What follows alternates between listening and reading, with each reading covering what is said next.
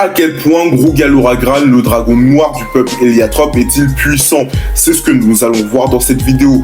Moi c'est Nator et aujourd'hui on se retrouve pour une toute nouvelle vidéo où là, pour une fois, on va pas parler de développement, mais réellement de puissance. Je préfère vous prévenir d'avance les gars, je ne vais pas utiliser certains termes de puissance. Les termes planétari, continental ou encore multiverse, je sais pas quoi, c'est des termes que j'aime vraiment pas employer, mais par contre si vous voulez pour situer la puissance de Grugal Oragran, vous pouvez les utiliser en commentaire, je lirai ça en bien. Sur ce, c'est parti. Bon, avant de s'attaquer à l'aspect puissance de Grugal Oragran, il faut recontextualiser tout ça et que je vous raconte l'histoire de Grugal Oragran, le peuple Héliatrope, tout ça, donc c'est parti. Grugal Oragran est un dragon noir, le frère de Chibi, un des Héliatropes faisant partie du Conseil des Six.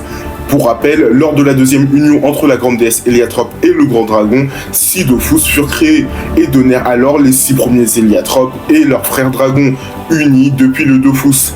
Grâce à eux, le peuple Héliatrope a pu prospérer et se développer.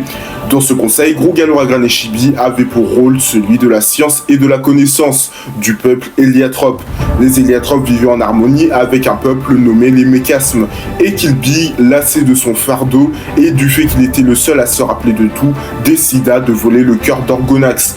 Alors je sais que depuis la saison 4, les événements ont un peu changé avec cette histoire de dignité, mais pour l'instant, tant qu'on n'a pas de précision claire à ce sujet-là, on va garder cette version-là de l'histoire. Donc le cœur d'Orgonax qui donna l'Héliacube, ce qui a eu pour terrible conséquence de déclencher une guerre sanglante entre les Héliatropes et les Mécasmes. En bon manipulateur qu'il est, Kilby a réussi à convaincre ses frères de fuir les Mécasmes, grâce à une arche pouvant voguer au travers du cosmos qu'il nomma Zenith, et il fut alimenté par l'Héliacube.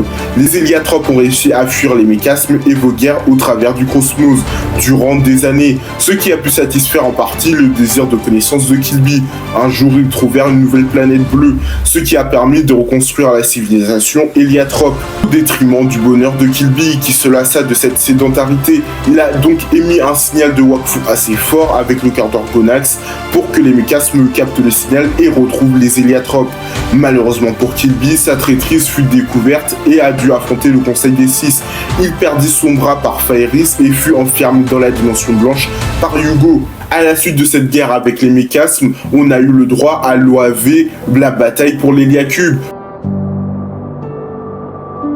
où Grugal Oragran a dû affronter Oropo. On a pu y voir Grugal Oragran présent sur l'île Doma, accompagné de son frère Chibi, Nox et Grugal Oragran. Mais juste avant cette confrontation finale, on a eu le droit à la rencontre avec Hugo. Et on a pu voir que Grugal avait confié Hugo à Alibert, qui était fraîchement né. Et on a assisté alors à la première confrontation entre Grugal et Nox. D'ailleurs, c'était sa première apparition dans l'œuvre. Et merci parce qu'on a eu le droit de voir Grugal Oragran babysitter, il avait un flow juste incroyable, une aura démentiel.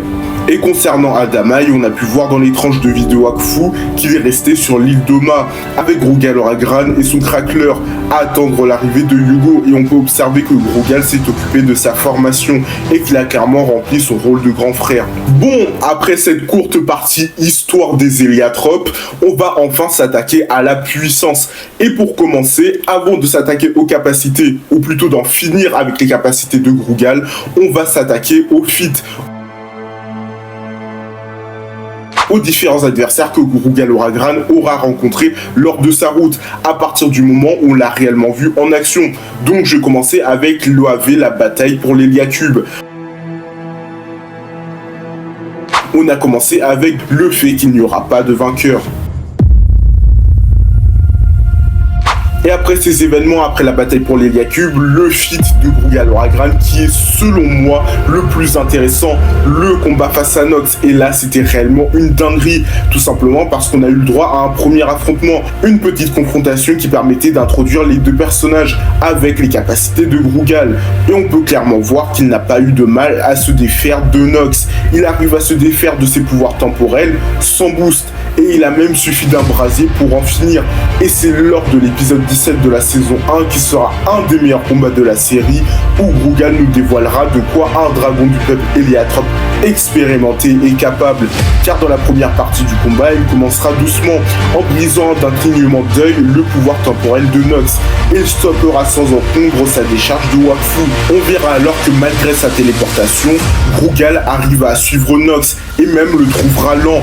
Il arrive à encaisser les explosions des Noxines et aussi à frapper Nox assez fort pour passer ses barrières de Wakfu et l'endommager. Cependant, ces flammes ne passeront pas le bouclier de Nox. Mais Nox, perdant alors l'avantage, décidera d'invoquer ses pantins. À ce moment-là, on s'est dit c'est fini pour Grugal, mais il nous montrera que même en supériorité numérique, essayer de l'abattre, ce n'est pas une chose facile. Et on a pu voir qu'il a parfaitement géré même en supériorité numérique. Et on peut voir qu'il a su gérer, mais aussi encaisser les différentes attaques. Et comme je vous l'avais dit tout à l'heure, les gars, quand vous voyez Grugal nu, c'est terminé, les gars. Vous devez vous donner à 100%, sinon c'est mort pour vous. Et on a pu voir qu'il avait même réussi à repousser, se protéger, mais aussi répliquer contre les 3 pantins. Et on peut observer alors sa capacité à encaisser, mais aussi ses sens super aiguisés. Vraiment, Nox n'était pas prêt à cela, à ce que Grugal soit aussi fort. Il nous sortira alors le grand jeu. C'est avec une grande dépense de Wakfu qu'il créera des doubles marteaux de Wakfu, avec une réserve derrière, ce qui lui permet aussi de se protéger, mais de répliquer avec une grande force de frappe.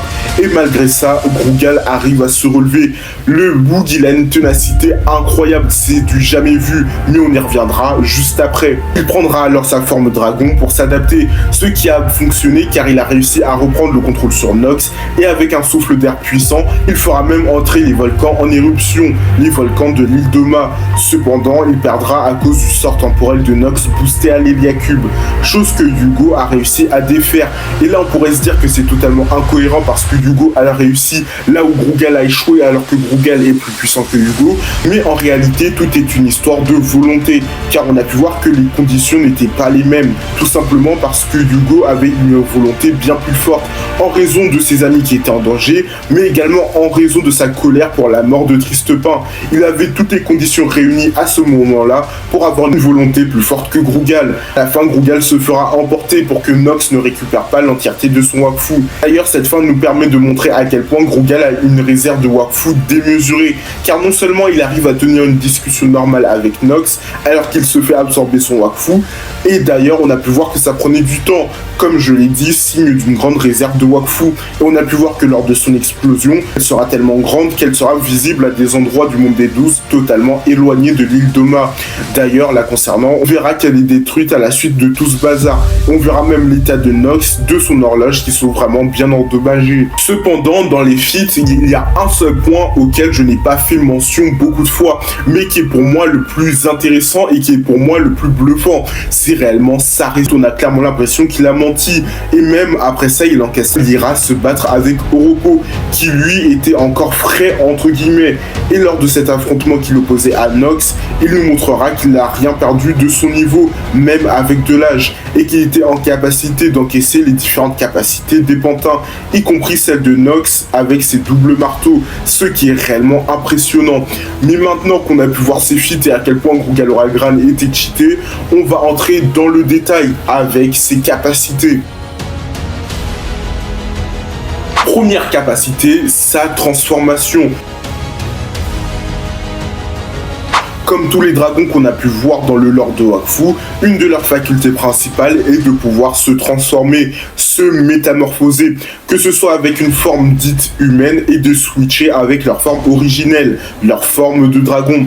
Cependant, ça ne s'arrête clairement pas là. On a pu voir qu'ils avaient d'autres transformations en stock, car on a pu voir dans la série qu'ils étaient en capacité de prendre une forme de Kralamour géant. Ce sont les calamars du lore, mais également dans les tranches de vie de Wakfu, qui sont une série d'histoires sur les personnages de l'œuvre, essentiellement sur les membres de la confrérie du tofu. On en apprend beaucoup plus et on peut voir que Grugal Oragran a servi de tuteur à Adamai, comme je vous l'avais dit précédemment, et il nous montrera alors qu'il peut prendre une forme de tofu, de scaramouche bouche, mais surtout comme Adamai, il doit avoir une forme crackler, mais juste qu'il n'a pas encore montré.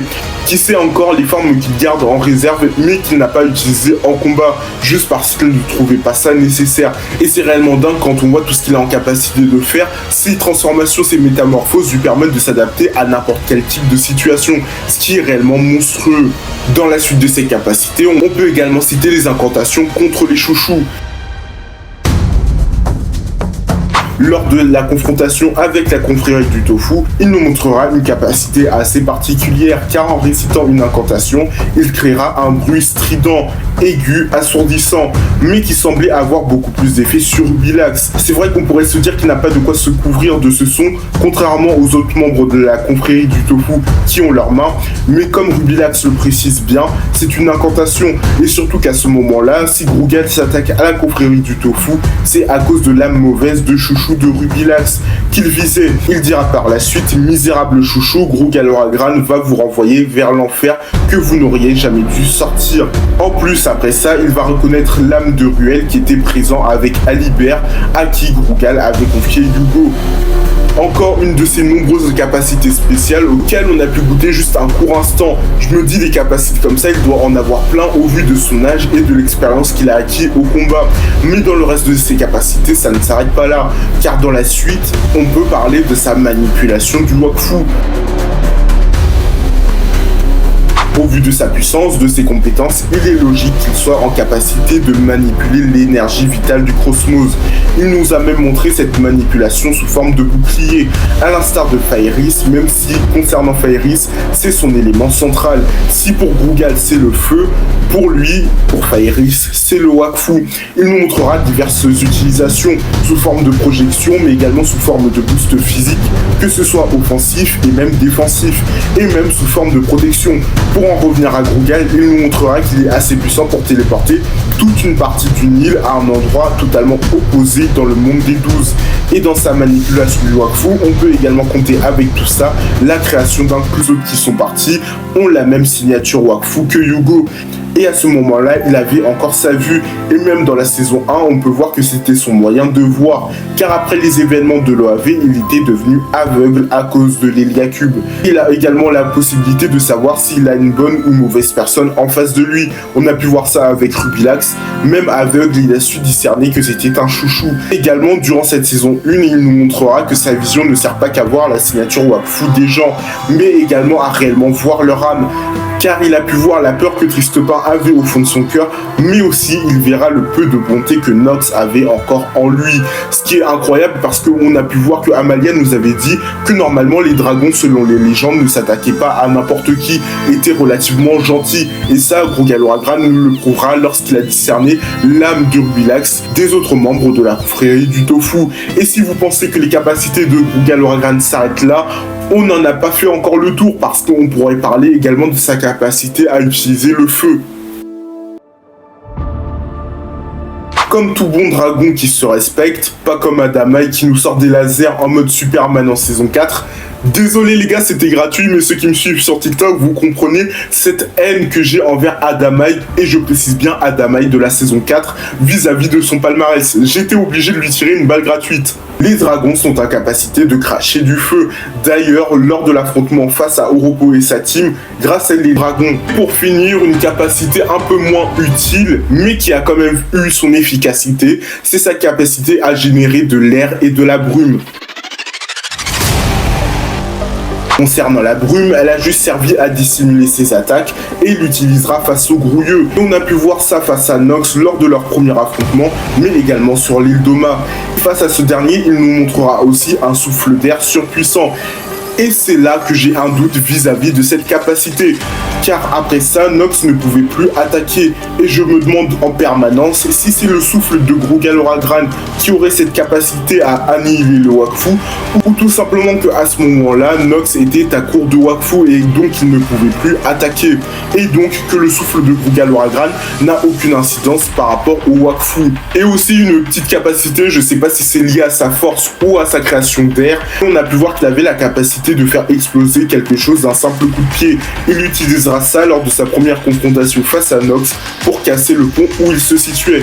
Et là, on touche à la fin parce qu'avec tous ses combats, ses capacités, Grugal nous aura prouvé qu'il est terriblement fort et que peu importe son âge et ses feats, ils ont permis de mettre en lumière ses pouvoirs, sa résistance, mais aussi son intelligence, que ce soit pour gérer Bouillon, Nox en supériorité numérique, son palmarès reste étonnant, même avec le fait que ce soit un dragon qui font partie des races les plus puissantes du lore et qui ont une grande importance. Si t'es arrivé là, j'aurais qu'une seule question à te poser.